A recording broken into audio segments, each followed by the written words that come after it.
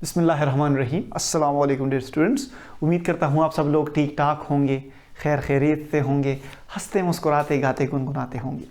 इस वीडियो में हम शॉर्ट क्वेश्चंस करने वाले हैं। क्लास 10 की केमिस्ट्री का जो फर्स्ट चैप्टर है केमिकल इक्विलिब्रियम, उसके शॉर्ट क्वेश्चंस करने वाले हैं। इससे पिछले वीडियो में मैंने केपीके बोर्ड का जो एक्सरसाइज है, MCQ, short questions, long questions सब किए हुए हैं। आप वो वीडियो भी जाके देख सकते हैं। और इस वीडियो में हम बेसिकली पंजाब जो टेक्स्ट बुक है उसके एक्सरसाइज के शॉर्ट क्वेश्चंस करने वाले हैं। इस बार जो आपका पेपर आएगा वो कॉन्सेप्चुअल आएगा। आपने टॉपिक्स को कॉन्सेप्चुअली समझना है। अगर आप क्लास 10 के स्टूडेंट हो और अगर आपके फर्स्ट चैप्टर का नाम केमिकल इक्विलिब्रियम है तो ये वीडियो आपके लिए बहुत फ़ायदेमंद होने वाली है, क्योंकि आपके पेपर में भी ऐसे सवालात आ सकते हैं। शुरू करते हैं अपने आज का टॉपिक। हमें पता है आपका टाइम बहुत ज़्यादा कीमती है और इसे ज़ाया नहीं करेंगे और शुरू करेंगे अपना first short question. First short question is what are irreversible reaction? Give few characteristics of them. हमें कहा गया है फर्स्ट शॉर्ट क्वेश्चन में कि हमारे पास irreversible reaction क्या है? What are irreversible reactions? हमसे पूछा गया है कि irreversible reactions क्या है, और दूसरे पोर्शन में हमसे पूछा गया है कि इसके कैरेक्टरिस्टिक्स क्या है। इर्रिवर्सिबल रिएक्शंस हमारे पास ऐसे रिएक्शंस होते हैं जो सिर्फ एक ही डायरेक्शन में अकर होते हैं। एक होते हैं हमारे पास रिवर्सिबल रिएक्शंस और दूसरे होते हैं हमारे पास irreversible reaction. Reversible reaction forward और बैकवर्ड दोनों डायरेक्शन में होते हैं, अकर होते हैं। ये रिएक्टेंट है, प्रोडक्ट में कन्वर्ट हो गया, और ये प्रोडक्ट है, वापस रिएक्टेंट में कन्वर्ट हो गया। ये हमारे पास है reversible reaction.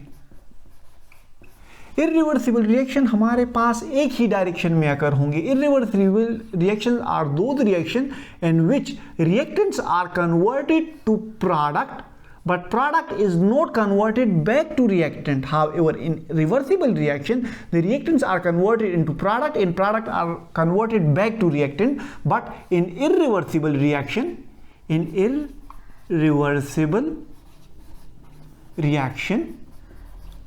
reactants are only converted to a product and product is not converted back to reactant. Irreversible reaction हमारे पास वो रिएक्शंस होते हैं जिनमें रिएक्टेंट प्रोडक्ट में कन्वर्ट होते हैं, लेकिन प्रोडक्ट वापस हमारे पास रिएक्टेंट में कन्वर्ट नहीं होते। इसकी अगर हम डिफिनीशन करें, it is the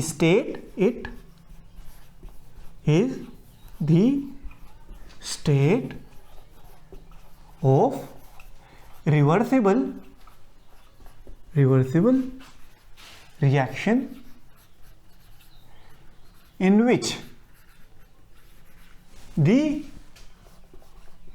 rate of forward reaction becomes equal to the rate of reverse reaction and concentration of reactants and products do not change with time. Reversible reaction is the state of reversible reaction in which the rate of forward reaction become equal to the rate of reverse reaction and the concentration of reactant in product do not change with the time. अच्छा, question number 3 में हमें कहा गया है give the characteristics of irreversible reaction. Characteristics of irreversible reactions हमारे पास क्या हैं? कैरेक्टरिस्टिक्स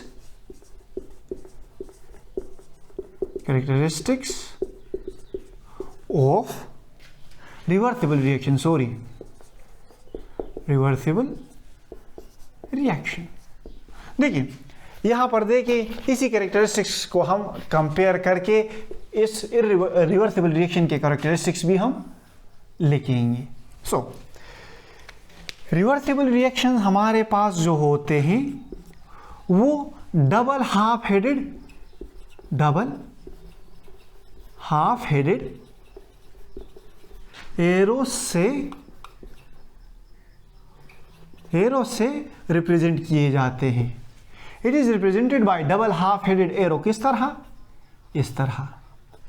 देखिए यहां पे इस तरह रिवर्सिबल रिएक्शन को रिप्रेजेंट किया जाता है। अच्छा, जो इरिवर्सिबल रिएक्शन होते हैं इट गोज टू कंप्लीशन, ये कंप्लीट हो जाते हैं, रिएक्टेंट पूरा का पूरा प्रोडक्ट में कन्वर्ट हो जाता है। जबकि जो रिवर्सिबल रिएक्शन होते हैं इसमें हमारे पास रिएक्टेंट प्रोडक्ट में और प्रोडक्ट वापस हमारे पास रिएक्टेंट में कन्वर्ट होते हैं। So it never goes to completion, never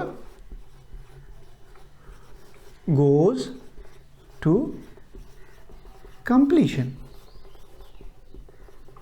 okay, जो रिवर्सिबल रिएक्शन होते हैं ये हमारे पास, इसके लिए शर्त ये है कि सिस्टम हमारे पास क्या होगा? System must be closed. System को क्लोज होना पड़ेगा तभी हमारे पास रिवर्सिबल रिएक्शन होगा। और establishing equilibrium is the ultimate goal. इसमें जो हमारे पास जो रिवर्सिबल रिएक्शन का मेन मकसद होगा वो इक्विलिब्रियम एस्टेब्लिश करना होगा। So we can say that the reversible reaction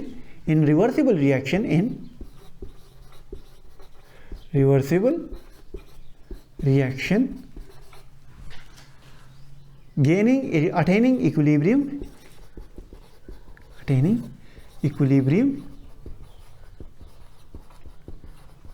is the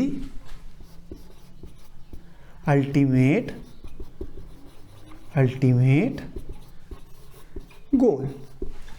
इसमें जो हमारा मेन मकसद होगा वो इक्विलिब्रियम हासिल करना ही होगा। ये हो गए आपकी 3 सवाल के जवाब। अब बढ़ते हैं चौथे सवाल की तरफ। क्वेश्चन नंबर 4 में हमें कहा गया है how dynamic equilibrium is established.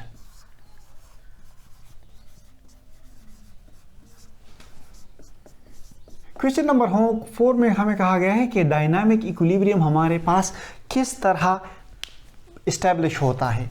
सो देखिए, डायनामिक इक्विलिब्रियम हमारे पास तब इस्टेब्लिश होता है जब हमारे पास rate of forward reaction rate of reverse reaction के बराबर हो जाए। इस स्टेज पे हम कहेंगे कि हमारे पास एक डायनामिक इक्विलिब्रियम इस्टेब्लिश होगा। लेट सपोज हमारे पास N2 नाइट्रोजन हमारे पास हाइड्रोजन के साथ रिएक्ट करके NH3 बना रहा है, अमोनिया बना रहा है। इसको बैलेंस करेंगे इस तरह, सही है। सो ये हमारे पास फॉरवर्ड रिएक्शन हो गया और ये हमारे पास इसका रिवर्स रिएक्शन हो गया।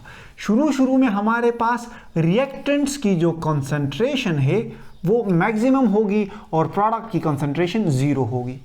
सो जो हमारे पास रेट ऑफ फॉरवर्ड रिएक्शन है, रिएक्टेंट्स का जो रेट ऑफ फॉरवर्ड रिएक्शन है, रेट ऑफ फॉरवर्ड रिएक्शन जो है हमारे पास वो हाई होगा और हमारे पास रेट ऑफ रिवर्स रिएक्शन है वो हमारे पास लो होगा।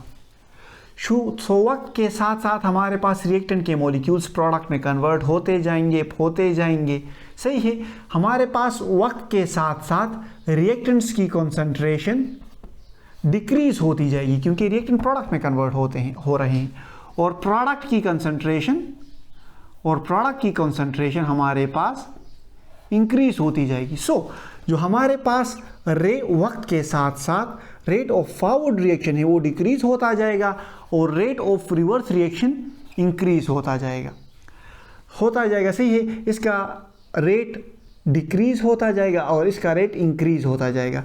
एक स्टेज ऐसा आ जाएगा जब हमारे पास rate of forward reaction becomes equals to the rate of reverse reaction. So इस स्टेज पर हमारे पास जो नाइट्रोजन है और जो हाइड्रोजन है,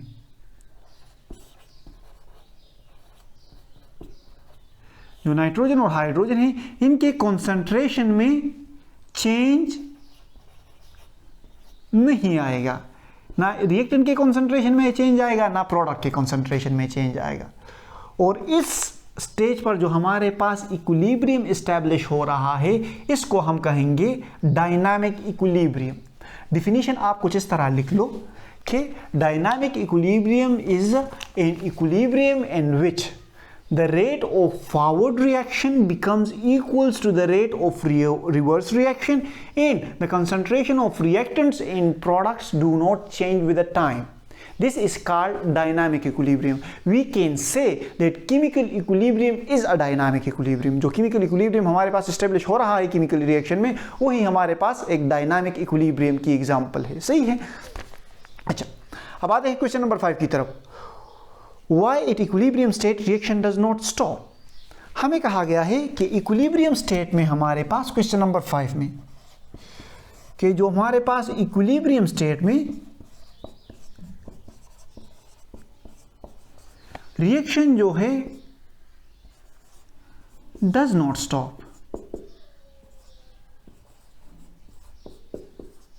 हमारे पास रिएक्शन नहीं रुकता। क्यों? तो देखिए, इसकी वजह यह है कि जब हमारे पास इक्विलिब्रियम इस्टेब्लिश होता है, लेट सपोज ये रिएक्टेंट है, प्रोडक्ट में कन्वर्ट हो रहे हैं, प्रोडक्ट वापस हमारे पास रिएक्टेंट में कन्वर्ट हो रहे हैं। लेट सपोज ये सिस्टम है, हमारे पास एक सिस्टम है और ये इक्विलिब्रियम में है। So it equilibrium state the reaction does not stop, reaction हमारे पास नहीं रुकता। आप इसकी वजह बताएं वाई, क्यों? आपको खुद ही इसका जवाब पता होगा, बताइए क्यों। सोच लिया आपने? अब मैं बताता हूं आपको। देखिए, इक्विलिब्रियम स्टेट में हमारे पास रिएक्शन स्टॉप नहीं होता।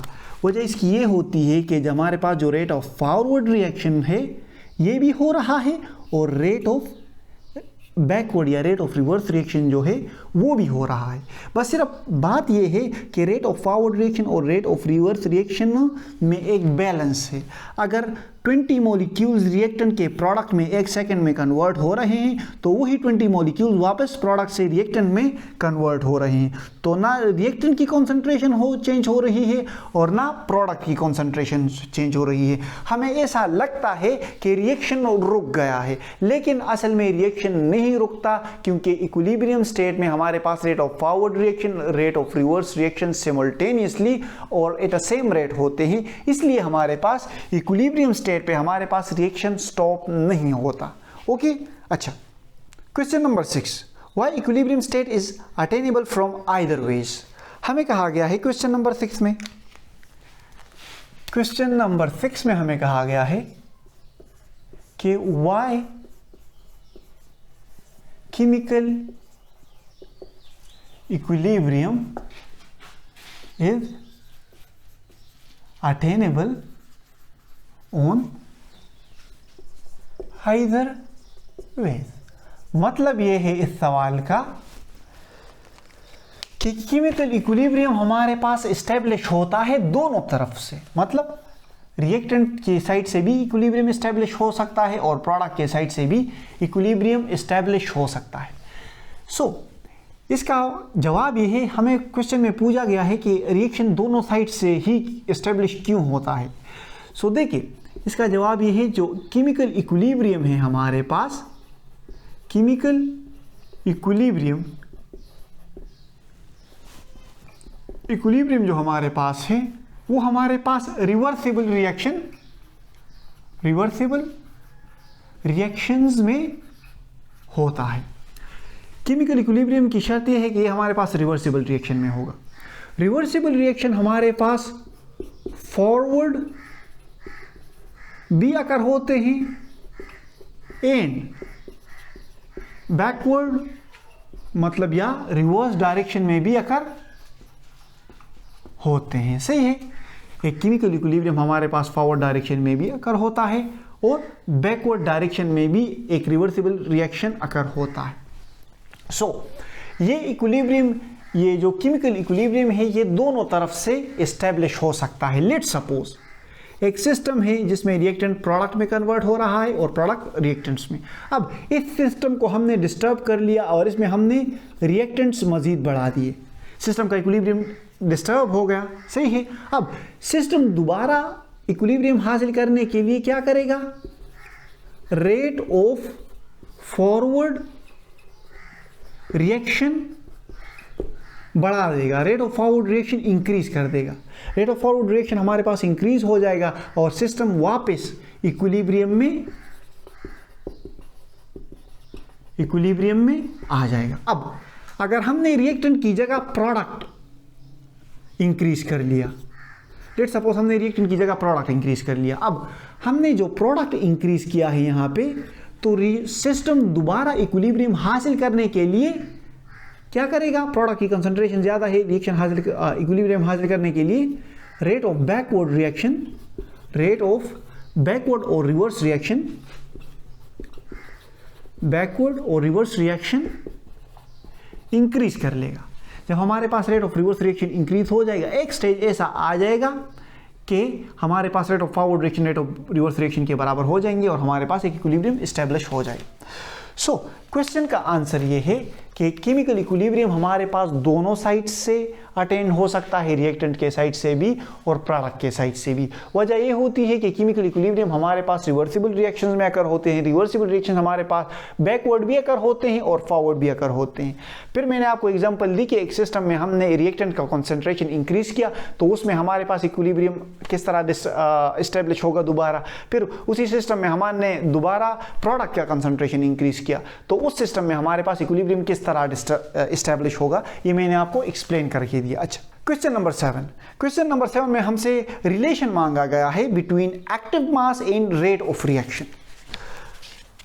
हमसे क्वेश्चन नंबर 7 में रिलेशन मांगा गया है, रिलेशन मांगा गया है बिटवीन एक्टिव मास, जिसे हम मोलर कंसंट्रेशन भी कहते हैं, एंड रेट ऑफ रिएक्शन के बारे में। तो देखिए, इस दोनों का रिलेशन पहले ही से ही हमारे पास एक दो साइंसदान थे, एक सीम गोल्डबर्ग था और एक पीटर वेज था। उन्होंने इन दोनों का एक्टिव मास और रेट ऑफ रिएक्शन का जो रिलेशन है वो पहले से ही एक लॉ उन्होंने पेश की थी, law of mass action, law of mass action. उस लॉ में उन्होंने rate of reaction and active mass का जो रिलेशन है वो पेश किया था।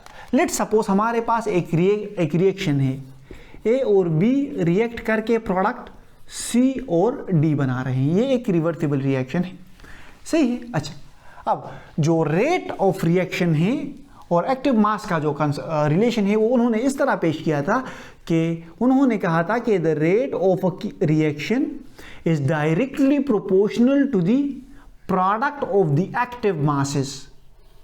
Product of the active masses of reacting substances, each raised to a power equals to its coefficient.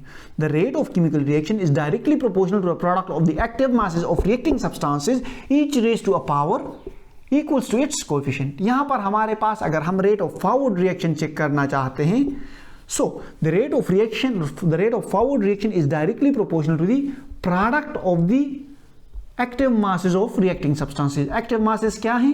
A and B. Product of the active masses of reacting substances, each raised to a power equals to its coefficient. तो अगर हम यहाँ पे A1 ना भी लिखे तो भी सही है। So अगर हम rate of backward reaction check करना चाहें, rate of reverse reaction भी हम is directly proportional to the product of the molar concentration. Molar concentration हमारे पास क्या है? एक्टिव मास ही है ना।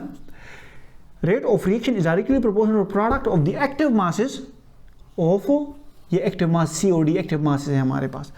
The rate of reverse reaction is directly proportional to the product of the active masses of reacting substances, each raised to a power equals to its coefficient. Okay, so law of mass action से हमें पता चलता है कि rate of reaction and active mass, जिसे हम molar concentration भी कहते हैं, इनके दरमियान हमारे पास डायरेक्ट रिलेशन पाया जाता है। आई होप आपको समझ आ गया होगा। अब बढ़ते हैं क्वेश्चन नंबर 8 की तरफ। क्वेश्चन नंबर 8 में हमसे पूछा गया है, derive equilibrium constant expression for synthesis of ammonia from nitrogen and hydrogen. इस क्वेश्चन में बेसिकली हमसे पूछा गया है कि नाइट्रोजन और हाइड्रोजन जो रिएक्ट करके अमोनिया बना रहे हैं, आप इसके इक्विलिब्रियम कांस्टेंट एक्सप्रेशन को लिखो। देखिए नाइट्रोजन हमारे पास हाइड्रोजन के साथ रिएक्ट कर लेता है और हमारे पास 2NH3 बना लेता है। ये हमारे पास एक रिवर्स रिएक्शन होता है। इसके इक्विलिब्रियम कांस्टेंट Kc के एक्सप्रेशन को हम किस तरह लिखेंगे? Concentration of product bye reactant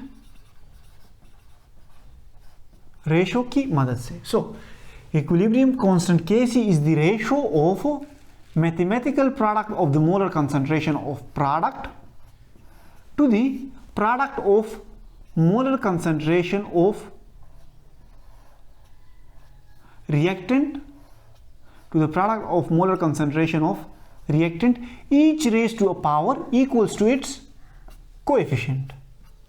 सही है, यानी 3 का कोएफिशिएंट 2 है, नाइट्रोजन का कोएफिशिएंट 1 है, तो 1 को अगर हम ना भी लिखे तो भी चलेगा, और हाइड्रोजन का कोएफिशिएंट 3 है। So it is the ratio of mathematical product of the molar concentration of product to the product of molar concentration of reactant, each raise to a power equals to its coefficient. ये इसका Kc equilibrium constant expression है। फिर हमें कहा गया है कि right, question number 9 में right equilibrium constant expression for, question number 9 में हमसे पूछा गया है कि इक्विलिब्रियम कांस्टेंट के एक्सप्रेशन आप लिख लो। क्वेश्चन नंबर 9, इसमें आप इक्विलिब्रियम कांस्टेंट के एक्सप्रेशन लिख लो। लेट सपोज हमें एग्जांपल, हमें रिएक्शंस दिए गए हैं। हाइड्रोजन ने आयोडीन के साथ रिएक्ट करके 2 हाइड्रोजन आयोडाइड बनाया हुआ है, और कार्बन मोनोऑक्साइड ने हाइड्रोजन के साथ रिएक्ट करके मीथेन और वाटर H2O।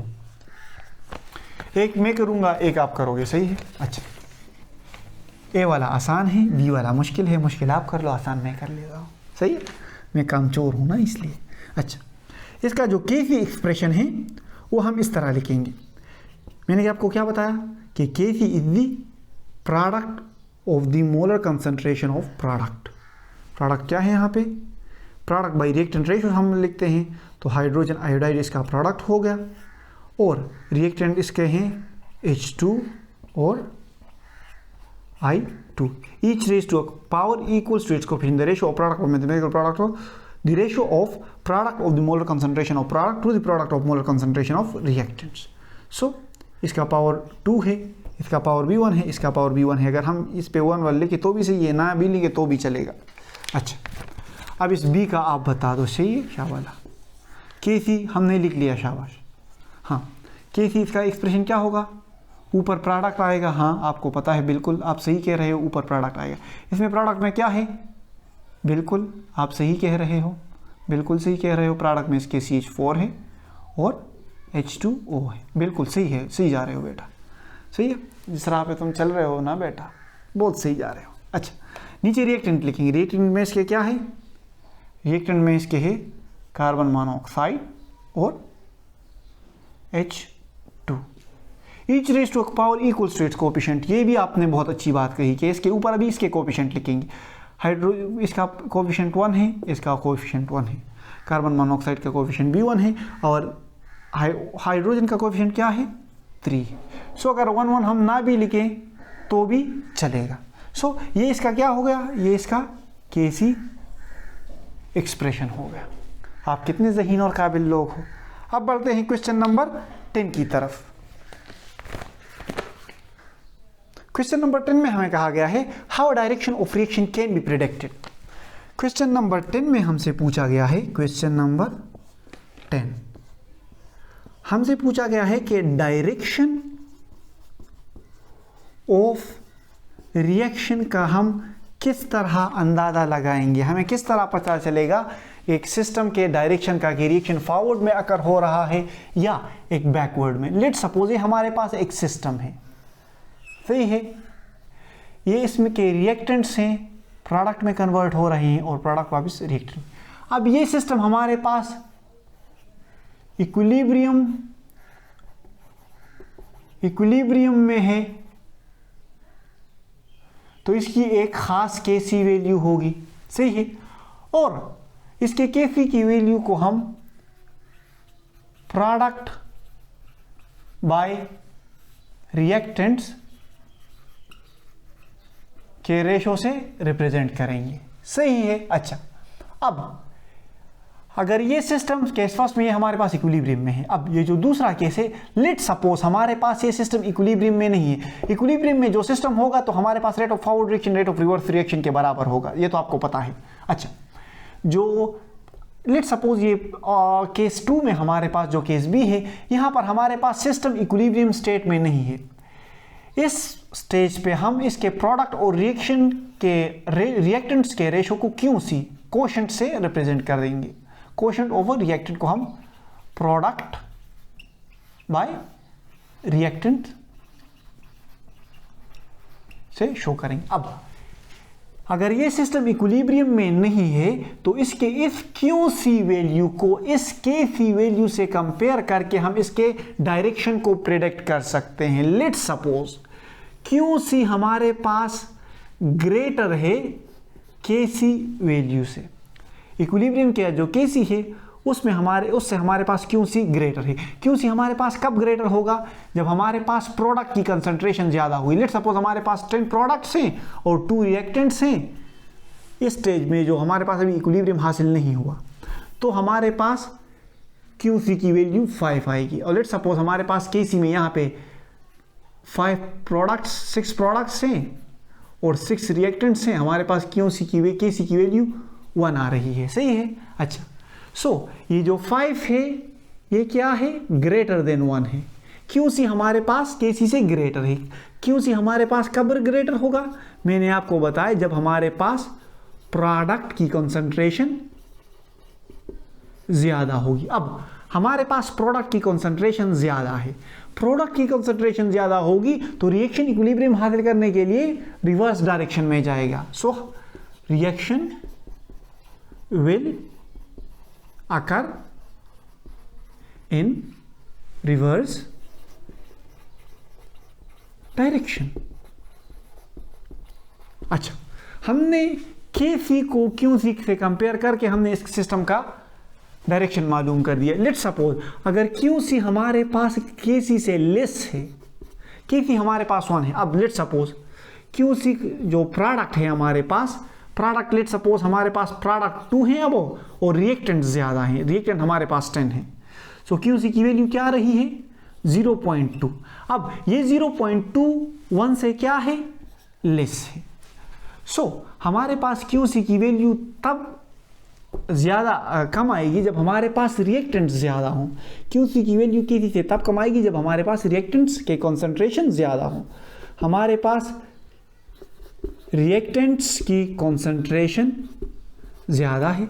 अच्छा, अब रिएक्टेंट्स की कॉन्सेंट्रेशन हमारे पास ज़्यादा है तो इसका मतलब ये है कि हमारे पास जो रिएक्टेंट की कॉन्सेंट्रेशन ज़्यादा है तो सिस्टम इक्विलिब्रियम हासिल करने के लिए फॉरवर्ड डायरेक्शन में अकर होगा। हमारे पास रिएक्टेंट की कॉन्सेंट्रेशन ज़्यादा है तो सिस्टम इक्विलिब्रियम हासिल करने के लिए फॉरवर्ड डायरेक्शन में अकर होगा। लेट सपोज QC हमारे पास Kc के इक्वल है, तब हमारे पास क्या होगा?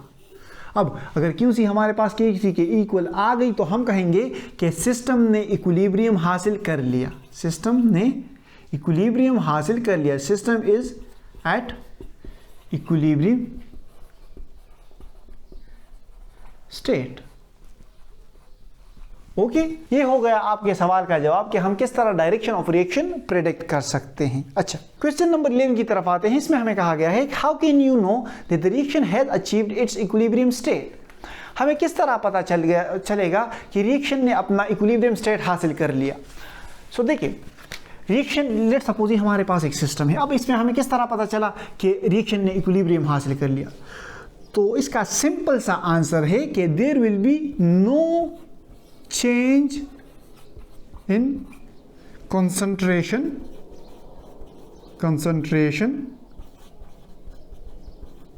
of reactants and products। Reaction के जब रिएक्शन इक्विलिब्रियम हासिल कर लेगा तो इसके प्रोडक्ट और रिएक्टेंट्स की कंसंट्रेशन में चेंज नहीं आएगा। ये इसका सिंपल आंसर हो गया। अब किस तरह चेंज नहीं आएगा? चेंज इस तरह नहीं आएगा कि ये रिएक्टेंट्स हैं, फॉरवर्ड डायरेक्शन में अकर हो रहे हैं, प्रोडक्ट बना रहे हैं, प्रोडक्ट बैकवर्ड डायरेक्शन में, रिवर्स डायरेक्शन में अकर होके रिएक्टेंट्स बना रहे हैं। जो रेट ऑफ फॉरवर्ड रिएक्शन है, रेट ऑफ रिवर्स रिएक्शन है। अब इक्विलिब्रियम स्टेट पर हमारे पास rate of forward reaction rate of reverse reaction के बराबर हो जाता है। मतलब ये कि अगर 10 मॉलिक्यूल्स रिएक्टेंट के 1 सेकंड में प्रोडक्ट में कन्वर्ट हो रहे हैं तो वही 10 मॉलिक्यूल्स 1 मिनट में वापस प्रोडक्ट से रिएक्टेंट्स में कन्वर्ट होंगे। सो हमारे पास जो रिएक्टेंट्स का जो कंसंट्रेशन है और प्रोडक्ट का जो कंसंट्रेशन है वो इक्वल होगा। आपको समझ आ गया कि नहीं आया? ये अब तक क्वेश्चन नंबर 11 का आंसर था। क्वेश्चन नंबर 12 की तरफ बढ़ते हैं, लेकिन बोर्ड को साफ करते हैं। क्वेश्चन नंबर 12 में हमें कहा गया है कि what are the characteristics of reaction that establishes equilibrium at once. हमें क्वेश्चन नंबर 12 में कहा गया है कि व्हाट आर द कैरेक्टरिस्टिक्स, कि उस रिएक्शन की खुसूसियात क्या क्या होंगी जो केमिकल इक्विलिब्रियम हासिल कर लेता है। सो ऐसे रिएक्शंस, ऐसे केमिकल रिएक्शंस हमारे पास, इसकी कैरेक्टरिस्टिक्स ये हैं।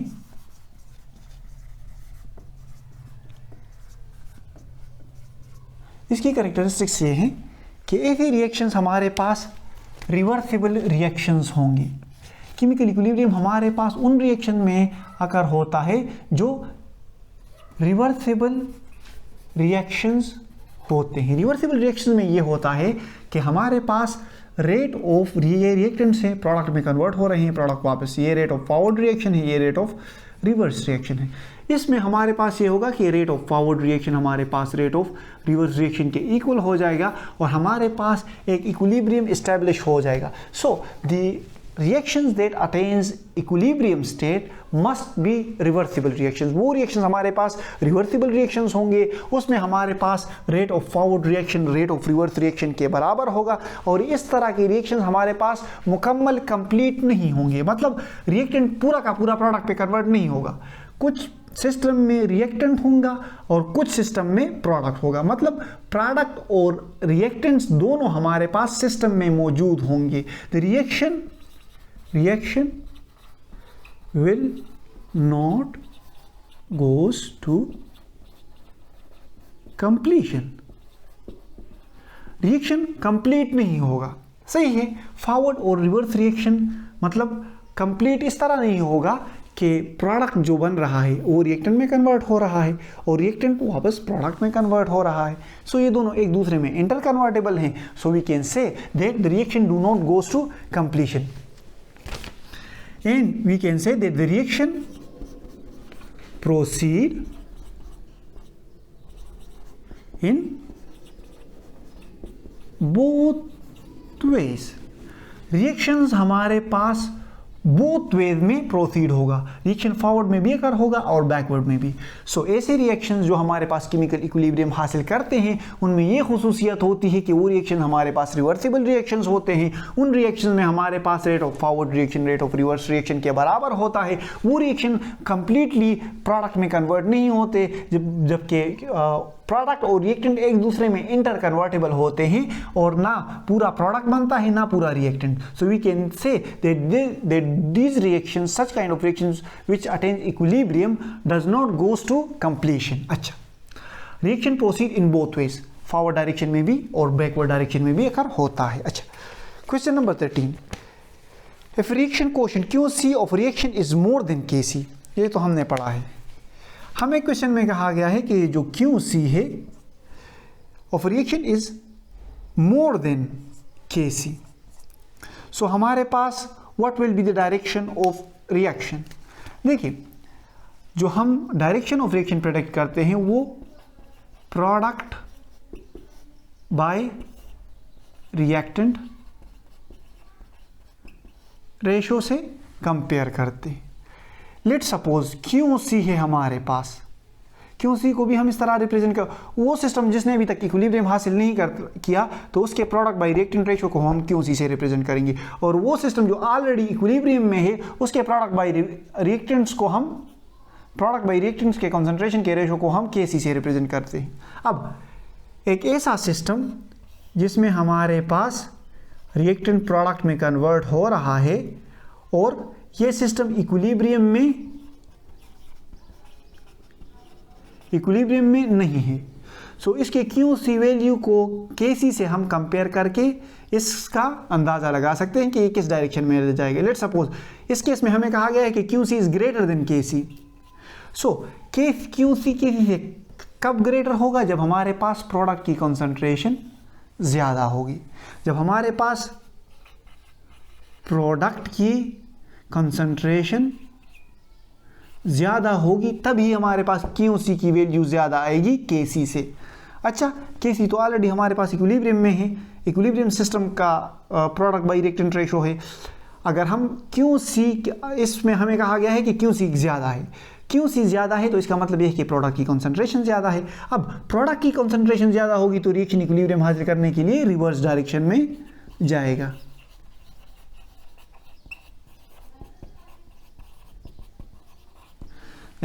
समझ आ गया आपको? QC ज़्यादा है Kc से, QC ज़्यादा है Kc है, इसका मतलब यह है कि प्रोडक्ट की कंसंट्रेशन हमारे पास ज़्यादा है। प्रोडक्ट की कंसंट्रेशन ज़्यादा होगी तभी हमारे पास QC ज़्यादा आएगा ना। अब प्रोडक्ट की कंसंट्रेशन ज़्यादा है तो हमें क्या पता चला कि रिएक्शन बैकवर्ड डायरेक्शन में अकर होगा। कितने ज़हीन काबिल तरीन लोग हो आप यार, आपको तो पढ़ाने की ज़रूरत ही नहीं है। हमें इतने प्यारे प्यारे बच्चे हो फिर भी काम नहीं करते, नालायक हो। क्वेश्चन नंबर 14 में हमें कहा गया है if industry was established based on reversible reactions it fails to achieve products on commercial level, can you point out the basic reason of its failure being a chemist. Question number 14 में हमें कहा गया है कि हमारे पास एक ऐसी industry है जो रिवर्सिबल रिएक्शन के बेस पर है, सही है, जिसमें रिवर्सिबल रिएक्शंस होते हैं और उसके प्रोडक्ट जो बनते हैं वो रिवर्सिबल रिएक्शन के थ्रू बनते हैं, सही है। अच्छा, it fails to achieve the products on commercial level, अब वो उस तरह के प्रोडक्ट्स नहीं बना रही जिस तरह से उन्हें बनाना चाहिए, सही है। अब आप बताओ कि can you point out the reason of its failure. अब इसका जो प्रोडक्ट्स कम बन रहे हैं, इस इंडस्ट्री के प्रोडक्ट जो कम बन रहे हैं, आप इसके कम प्रोडक्ट बनने की वजह बता सकते हो। देखिए, लेट्स सपोज हमारे पास एक इंडस्ट्री है, सही है, ये हमारे पास एक इंडस्ट्री है।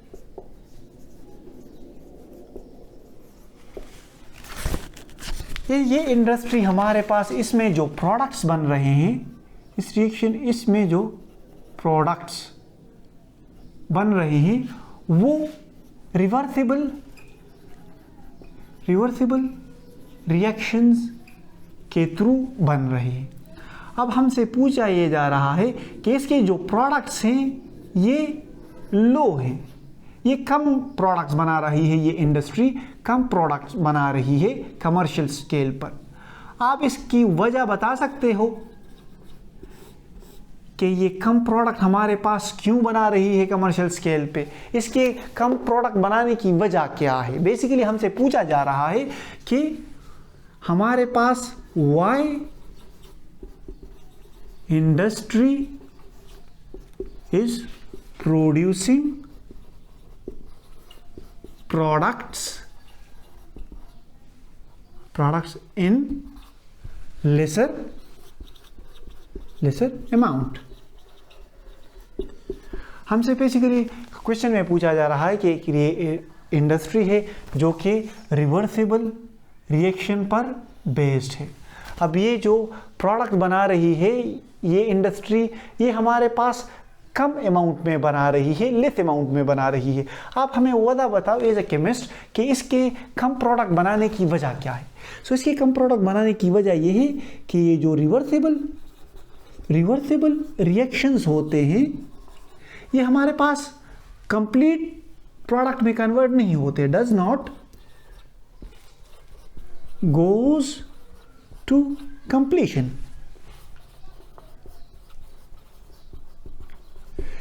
ये जो हमारे पास प्रोडक्ट्स बन रहे हैं, ये हमारे पास, ये जो रिएक्टेंट से प्रोडक्ट हमारे पास बन रहे हैं, ये रिएक्टेंट पूरा का पूरा प्रोडक्ट में कन्वर्ट नहीं हो रहा। रिवर्सिबल रिएक्शन है ना, रिएक्टेंट प्रोडक्ट में कन्वर्ट होगा तो कुछ प्रोडक्ट वापस ही रिएक्टेंट में कन्वर्ट हो जाएगा। सो ये प्रोडक्ट वापस रिएक्टेंट में कन्वर्ट हो रहा है, यही वजह है कि इस इंडस्ट्री में लो प्रोडक्ट्स प्रोड्यूस हो रहे हैं, और we can say that this industry is producing product in lesser amount because as a reversible reaction the product molecule is converted back into reactants. I hope मैंने आपकी क्वेश्चंस का answer clear कर दिया होगा। अभी भी समझ नहीं आया तो हम किसके लिए हैं? आपकी खिदमत के लिए तो हैं। आप बस कमेंट में हमसे सवाल पूछो, हम आपका जवाब देंगे। बाकी हंसते रहें, मुस्कुराते रहें, दिलों का ख्याल रखें, खुशियाँ बांटें। अल्लाह हाफ़िज़।